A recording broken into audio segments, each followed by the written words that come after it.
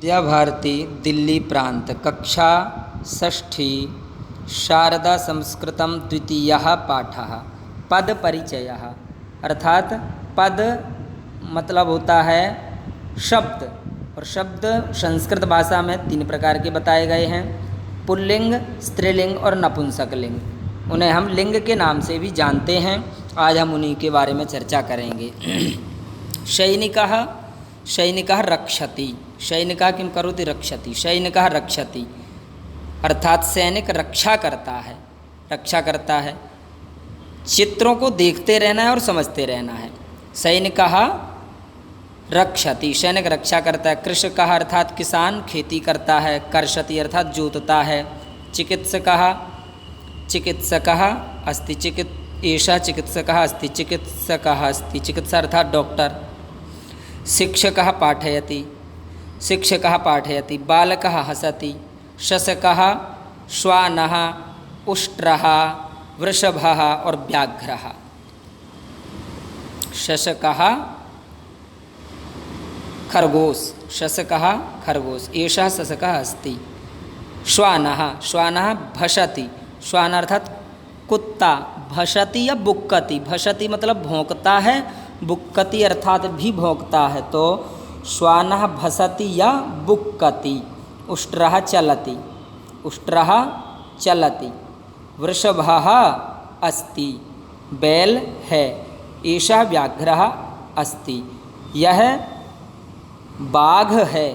अब यहाँ पर एक चीज़ समझने की, इन सभी शब्दों के अंत में सैनिकः, कृषकः, चिकित्सकः, शिक्षकः, बालकः, अह अह अह अह, इन सभी शब्दों के बीच में आ रहा है विसर्ग।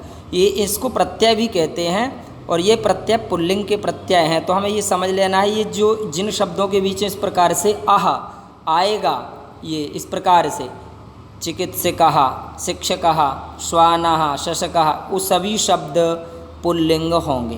क्या हमें छोटी सी बात है, स्मरण रख लेना है, जिन शब्दों के बीच पीछे विसर्ग आएगा वे सामान्यतया पुल्लिंग है। आगे स्त्रीलिंग, बालिका, एषा बालिका।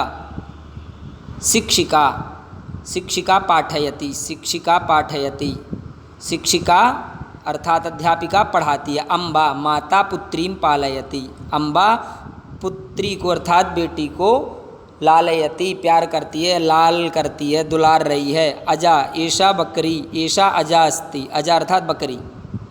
मक्षिका, एषा मक्षिका अस्ति, मक्षिका। अब इन्हीं सभी शब्दों के बीच में बड़ा आ रहा है, जैसे बालिका, शिक्षिका, अम्बा, अजा, मक्षिका।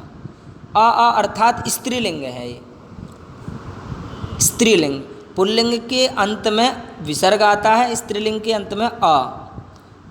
अग्रे पश्यामः, आगे हम देखेंगे नपुंसकलिंग। नपुंसकलिंग में हमें सामान्यतया अंत में माँ देखने को मिलेगा, जैसे पत्रम, पत्रम, पुष्पम, पुस्तकम, चक्रम, पादकंदुकम, आम्रम, सेबफलम, दाडिमम। तो इस प्रकार से यह जो प्रत्यय हैं, जो पद हैं, वह 3 प्रकार के हुए, पुल्लिंग, स्त्रीलिंग और नपुंसकलिंग। पुल्लिंग की हम पहचान देख चुके हैं कि पुल्लिंग के अंत में हमें सामान्यतः इस प्रकार से विसर्ग देखने को मिल जाता है हर एक शब्द के अंत में। ये जो सैनिका के अंत में लगा है यहाँ, ये सारे विसर्ग हम देख सकते हैं, अर्थात इसका मतलब ये पुल्लिंग है। और जहाँ पर विसर्ग नहीं है, बड़ा आ है, वो हमें ये समझ लेना है ये स्त्रीलिंग है, जैसे बालिका, शिक्षिका, अम्बा इत्यादि। और जहाँ अंत में हमें माँ दिखे तो हमें ये समझ लेना है कि ये नपुंसकलिंग है, जैसे पत्रम, पुष्पम आदि। एतत् पत्रम अस्ति, पुष्पम पाटलम अस्ति। यह पत्ता है, पुष्पम पाटलम, यह पाटल पुष्प है।